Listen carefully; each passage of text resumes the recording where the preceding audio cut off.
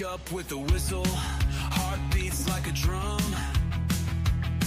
JT's got the fire, and the game's just begun. From the court to the field, every play, every stat. He's chasing the story, no time to look back.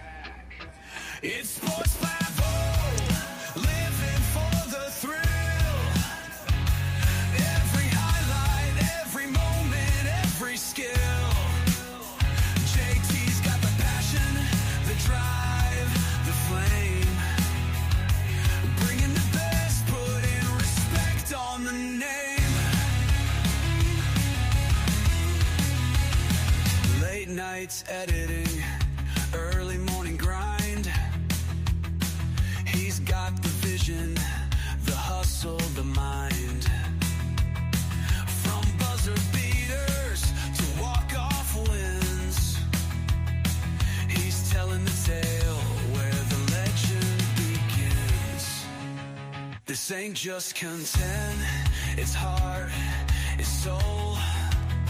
JT's mission is to make the game whole. For the fans, for the love, for the roar of the crowd, he's turning up the volume, making sports proud. It's Sports 5-0, living for the thrill. Every highlight, every moment, every skill. JT's got the passion, the drive, the flame. Bringing the best, putting respect on the name.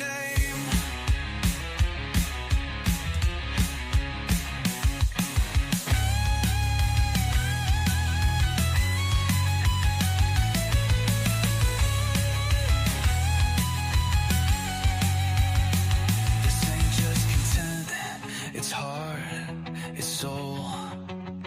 JT's mission is to make the game whole. For the fans, for the love, for the roar of the crowd, he's turning up the volume, making sports proud. It's Sports 5-0, living for the thrill. Every highlight, every moment, every skill. JT's got the passion, the drive, the flame. Bringing the best, putting respect on the name.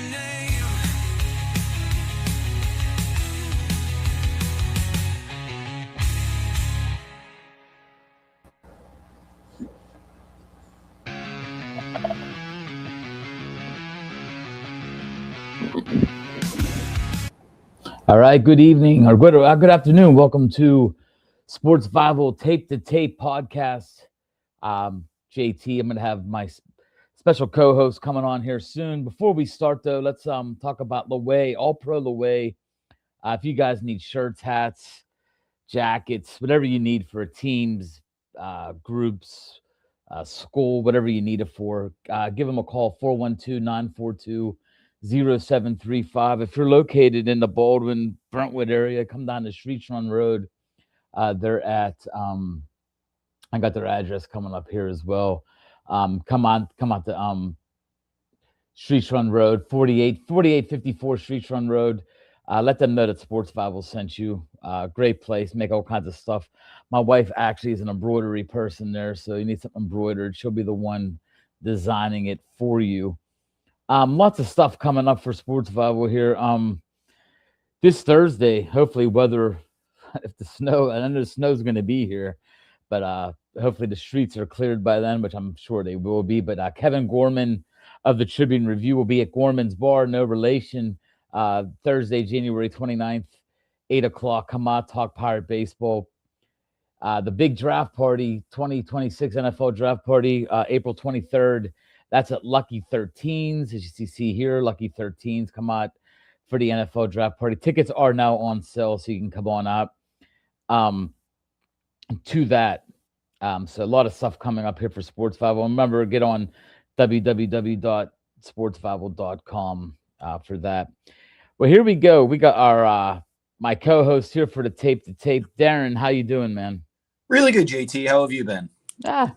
Looking outside doesn't look like looks like I'm in a snow globe right now, but other than that, I don't know. I don't know if I'm going to get up my hill here for the next 2 or 3 days because I'm sure Alroy won't have school tomorrow for sure. So I'm sure my street won't get touched right away. But it's some crazy weather out there, man. We haven't had one of these for a while. So No, it's been a few years. 20, I think it was about 2010. They're saying, right? This is probably the most since I then. think so. Yeah. And they could be like 93 though, man. 93 was a whole different. You weren't even born yet, right? I was. I would have been a baby, but I was around. Yeah, 23 inches in one day, which we were on pace here for a while here today. I think it's going to start slowing down, they said. So, how about them Penguins, man, on a West Coast trip right now, actually a Canadian trip right now, doing well, man. They are looking at them 25, 14, and 11. They're 14 regulation losses. That's low in the league. I mean, that's one of the lower regulation losses in hockey. Of course, you can't compare them with Colorado, but the regular teams in the East and the West, there's not many teams that have less losses in regulation than the Penguins. No, not at all. I mean, when you look at kind of how middle of the road the East is too, they're in a really good spot right now. You're right. I mean, they're only they got 2 games in hand on Carolina. Carolina's they're way ahead of the Penguins right now. I mean, they're 8 points ahead of us, 2 games in hand. That's 4 points we can make up there. We have a game in hand though on the team and behind us, the Islanders. So I think you're right though. If you look at the other division, we're in decent shape, man. Because we have less games played than a couple of the teams over in the Atlantic as well, like Buffalo, Montreal, Boston. We have less games than all 3 of them. So I think we're in pretty good shape, man. For sure. And then if you look at the fact that Carolina is pretty much going to be, I don't think they're going to be. I think Carolina's be a team that just runs away with the Metropolitans. Do you sort of see that now? Like they'll be a number 1 seed in the East unless something majorly happens to them. Yeah, they're pretty. Sorry, I had to turn my PC backlight off. Yeah, they're in a good spot. I don't really see anybody catching them. The real conversation is going to be Pittsburgh, the Islanders, Philadelphia, maybe New Jersey. Those are kind of the 4 teams that are fighting for the 2 Metro spots, plus one of the wild cards in all likelihood. Washington's kind of getting real late, real early for Washington, and I think the Rangers and Blue Jackets are done. I agree with the Rangers and the Blue Jackets. This trip we're on right now, that they're showing me something, man. Like at Edmonton, I mean, Edmonton skated around us at home. We played. Oh yeah, they abused. Yeah, we played Stuart Skinner a bit. Yeah, we came back to Edmonton with and let's talk about Skinner. He's hanging. He's doing all right. He's been well above league average since the Penguins traded for him. He had a rough first couple games, but the Penguins couldn't score. They were losing a lot of like 2-1, losing a shootout kind of things. Now that they're getting a little bit of offense, Skinner is he's won, I believe, 6 straight starts.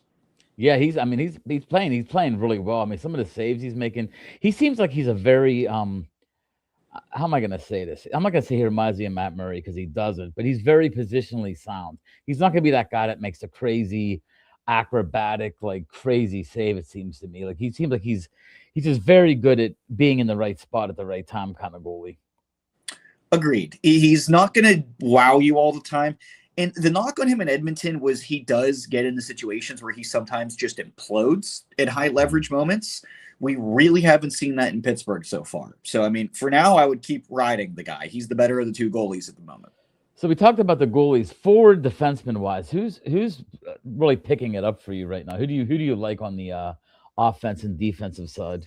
I mean, Malkin has been great since he got back. That's kind of an easy answer. But I still think Tommy Novak has really elevated himself the last month and a half. Kindle is Kindle. Mantha's been very, very good recently. But I think Novak has been the real riser out of their top 6 group the past month or so. And on defense, you know what? I mean, I'll give it up a little bit for Shea, who I think had a brutal stretch, has been much better, especially with having more responsibility now that Letang and Carlson are out. And I know we talk about this a lot. Now, going forward, teams in second place right now in the Metro. So they're I mean, if you're getting close to the deadline, you're looking at, we're a playoff team right now. The season ended today Comfortably right now. Yeah, I mean, like you talked about it last time. I think we're even better right now. you said percentage of points per games played, like percentage points. We're doing really well on that, right? Like we're doing well. They are, and part of that's the games in hand. If you lose those games in hand, you lose that edge and points percentage and that sorts of thing.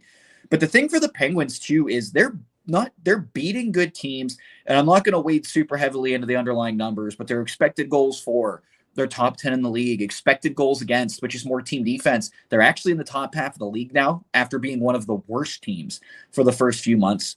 They're getting stable goaltending. Their power play is elite.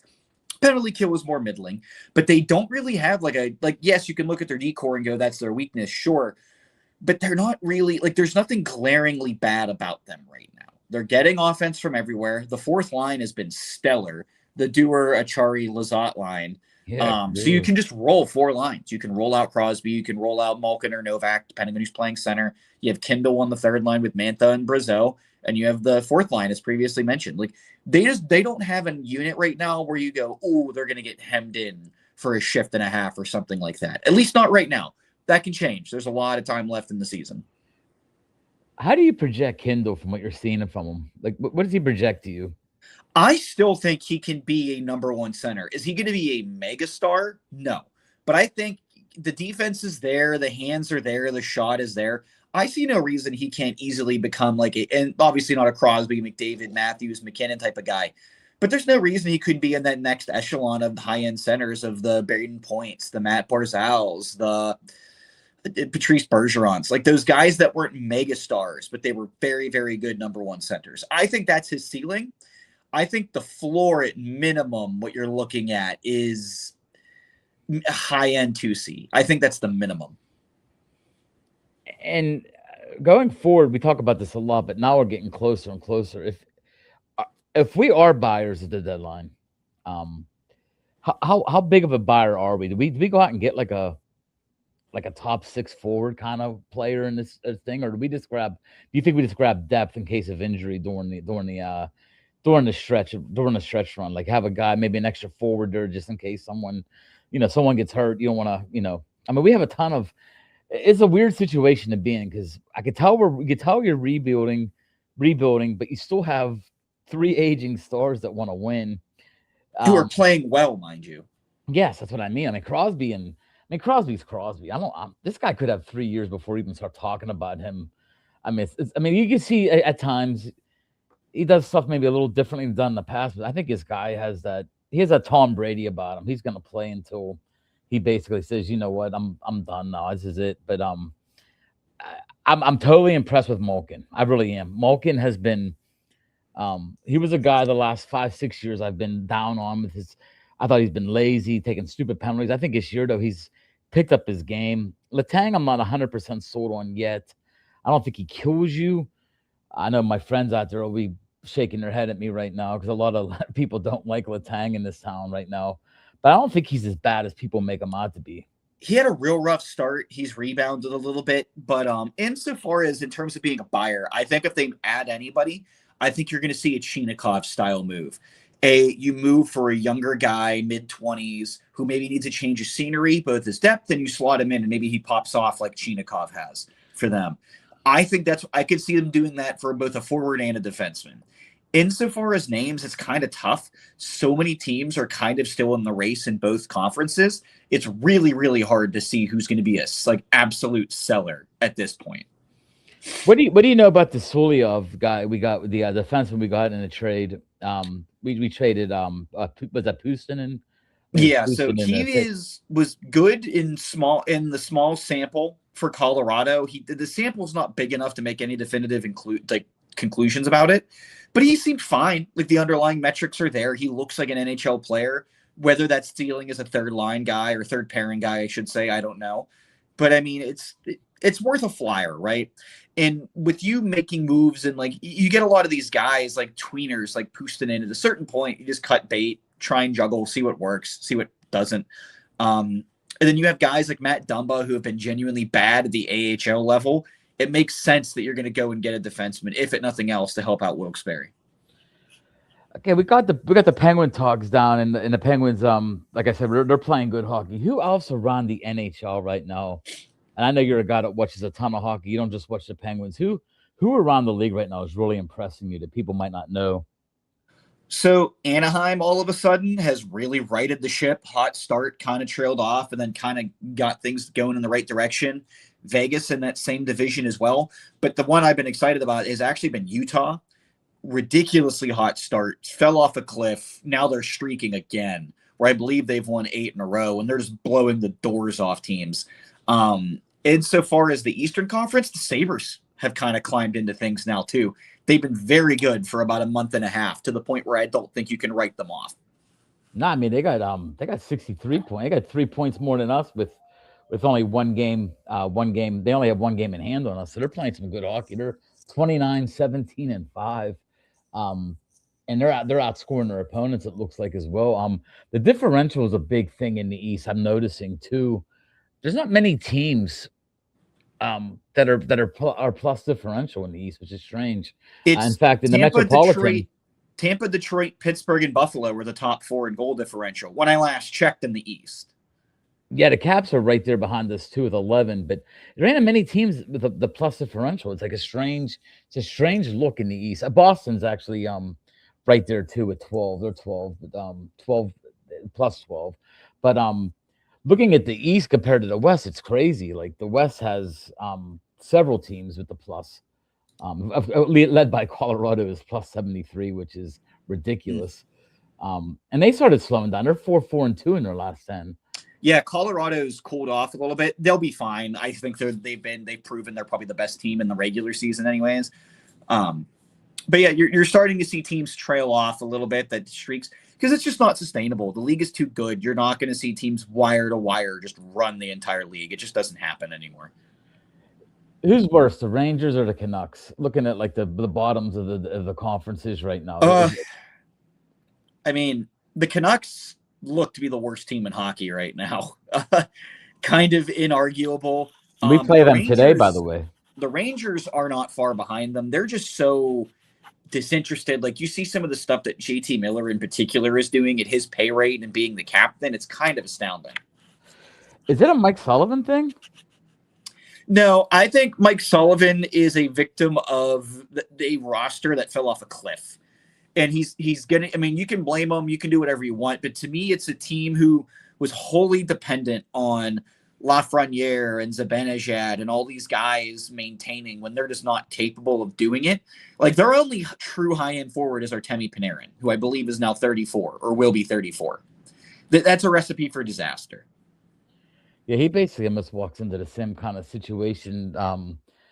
Not the same kind of situation. I think he had better high end older guys here, but you know he's in a rough situation. And the guy that wants to mold older guys don't want to be molded. And I think Sullivan's a molding kind of coach where I don't think he's a guy that goes into a situation and plays the style of hockey he's going into. I think he's a guy that's set in his ways. At least that's what you hear from behind closed doors, and that might be a bad mix there in New York.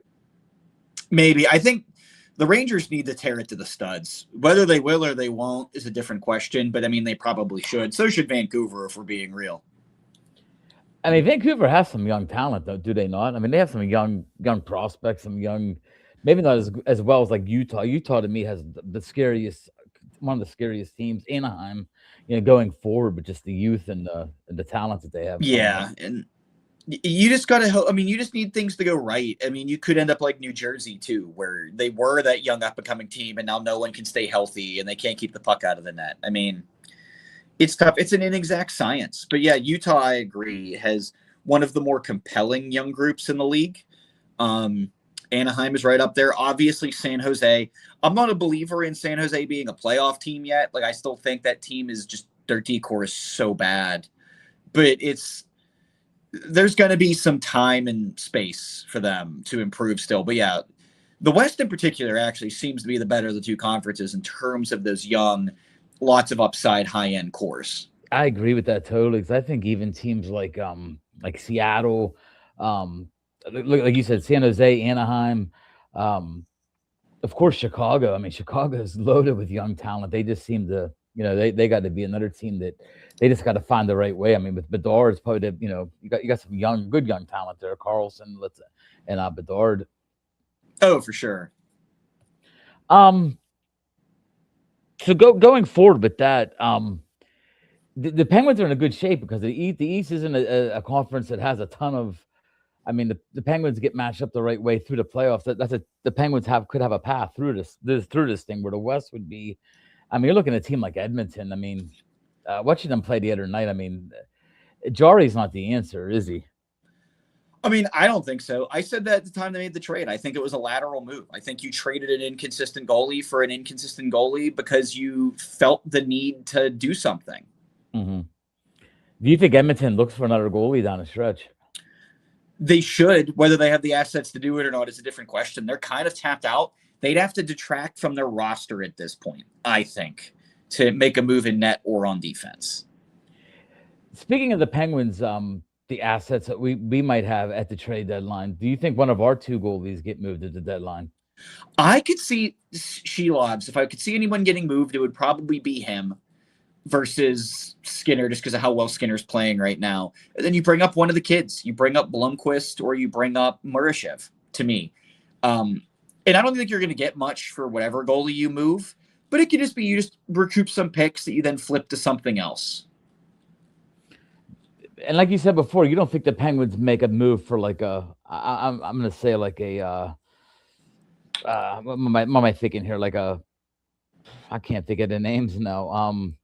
Who's the guy we got down the stretch? I got like a second line winger kind of type player. You don't think we do something like that? You think we hold on to our? I mean, you think we hold on right to Russ, now, Raquel, and all them? Your top six right now is Novak, Malkin, Chinikov, Crosby, Rust, Raquel. That's solid to me. That's not an area. And then your third line is Kindle, Brazeau, and Mantha. And then your fourth line's been good. I think if you're going to add, the place to add is on defense. And I wrote the article about Chinikov when I got it. He's actually doing better than I even imagined he would. I think it was a great move by the Penguins. Every once in a while you just see a move like that by an organization and you're like, that makes sense. You know, former number one, just not playing well where he was at.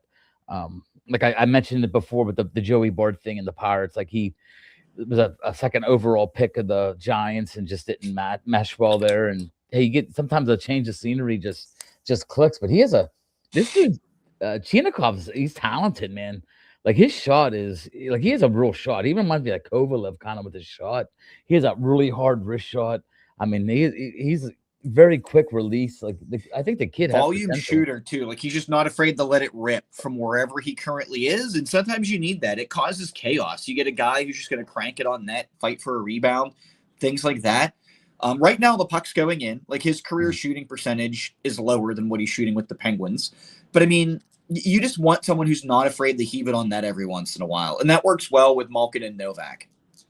And it seems like Malkin might have a little sense of, you know, hey, young Russian guy, like he's almost taking him under his wings kind of thing. It looks like they've had some couple nice give and go plays, and maybe it's something it's a good fit, real good fit for the Penguins. Might be one of them moves that we don't look at close enough, but down the stretch it could be one of them big moves. But I do agree with you with the defense. We have bodies, which in the past we could have said that we don't have enough bodies on D. I think we have bodies, but it's just a matter of, like you said before, who's going to fit in, what's going to happen. Yeah, there's definitely it's just going to be, like I said, so many teams are in the race this year. It's real tough. Like I'm not really sure who's going to be definitive sellers outside of Columbus, New York, Vancouver. There's just not a ton of them that I think are definitive sellers, and that's going to limit what the market is. I wouldn't be shocked if they don't do anything either. And it's not a lack of trying. It's just the nature of the way everything's gone. A couple of the big defensemen have already been moved too. You know, there was like a week there where I thought maybe teams were just loading up. I know that the Olympic break's coming up, so I think a lot of we might see a little bit more trading than we normally do this time of year. Happy Snowmageddon. That's TC. TC's a big hockey fan.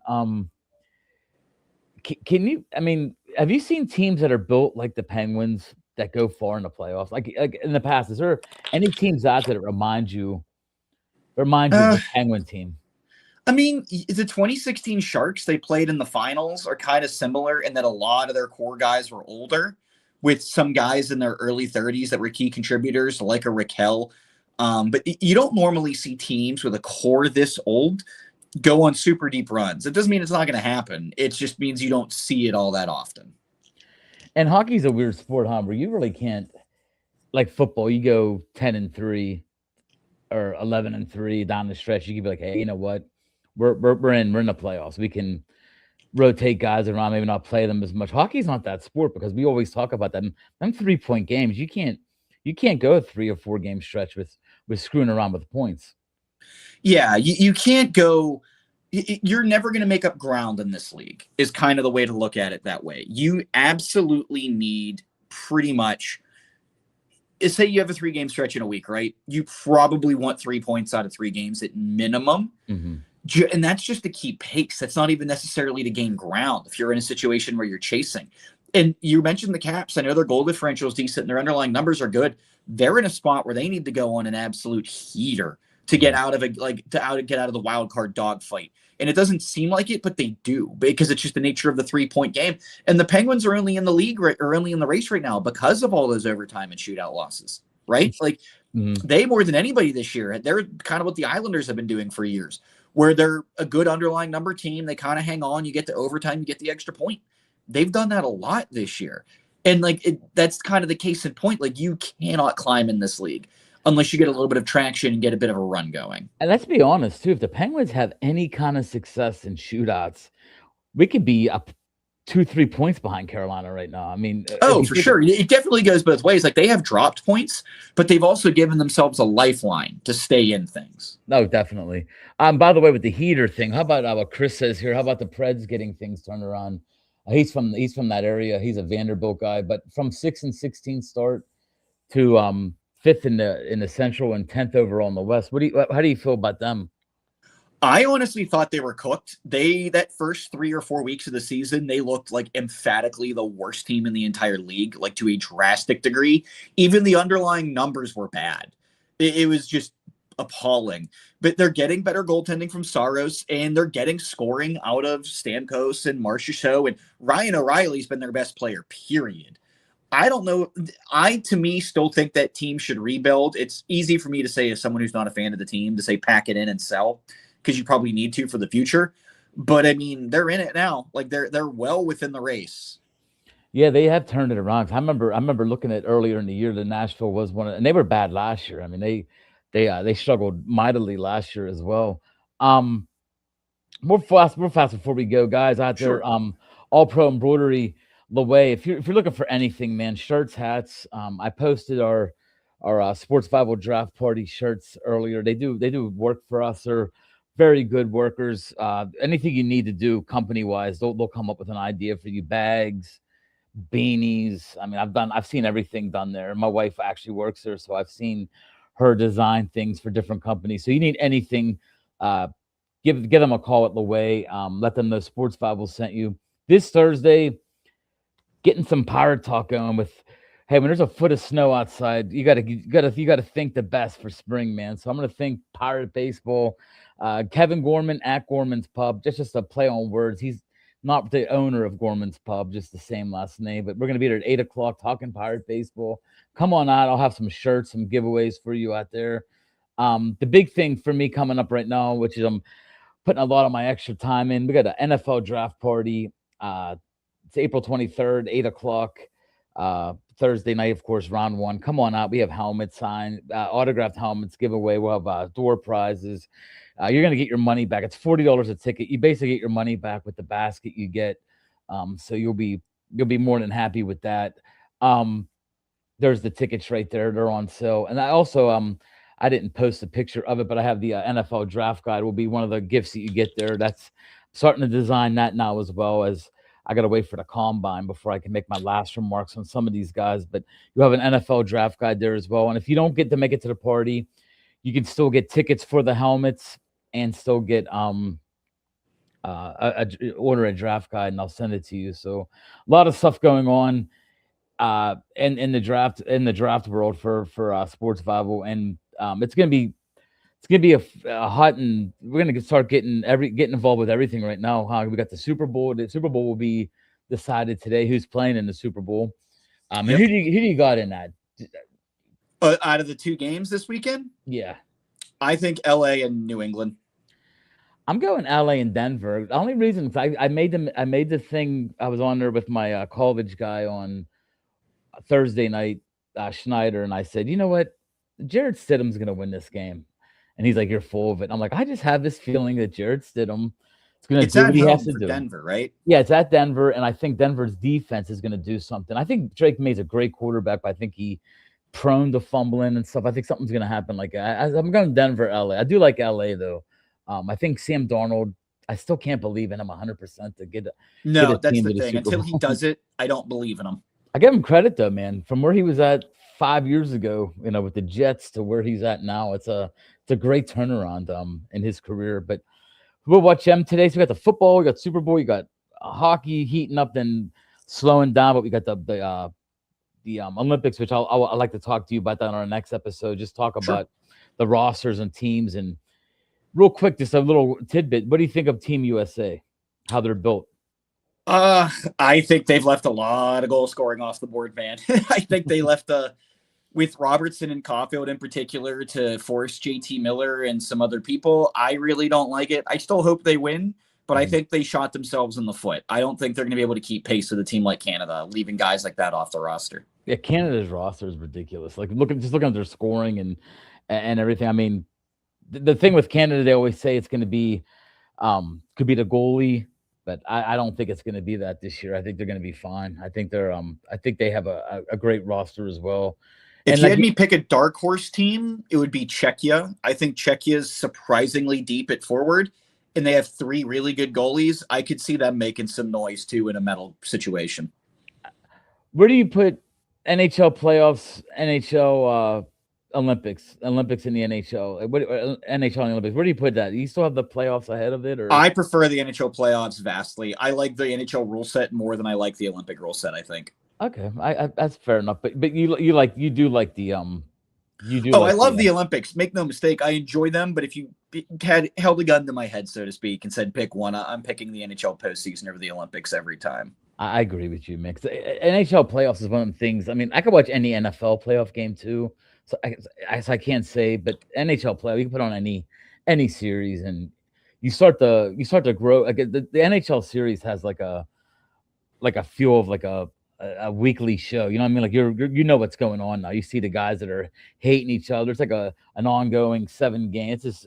I miss that with the Penguins. Like honestly, I do. I miss that every other day, getting ready for a playoff game. So hopefully that changes this year. Unbeaten. I agree with that. Hey guys, I want to thank all you guys for listening in. Darren, thank you for your time. Oh, of course. 2 weeks from now, we'll do the same thing, but we're going to talk about the Olympics, talk about where the Penguins are at. Hopefully they win today. They're playing Vancouver.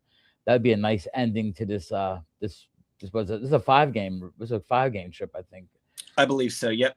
So be a nice little end if they could put Vancouver away today, and Penguins. And then they're off till man. Thursday. That's true. That you don't see that often this time of the year. Yeah. It's weird though. We have games in hand, so we're still like going to be behind all these teams. They're in a good spot. Like there's reason for optimism. You like that, huh? You like putting it in your back pocket, these games. As long as you get them, it's always nice to have the games in your back pocket. Like they're in a safe spot, and then it gives you that flexibility of, okay, like you can really, it lets you do the math on what the Penguins need to do to keep climbing. I agree, man. Hey, but thank you so much for your time, Darren. Great hockey talk. See you guys in 2 weeks. Remember, www.sports5.com. If you want tickets for the party, please let me know. I'll get you put away for some tickets. It's $40 a ticket. Like I said, you're going to get your money back instantly. You're going to get swag bags. You have a chance to win, a helmet that's worth a lot more than the $40. So come on out, have a good time. Darren, thank you so much for your time. Thank you for having me, JT.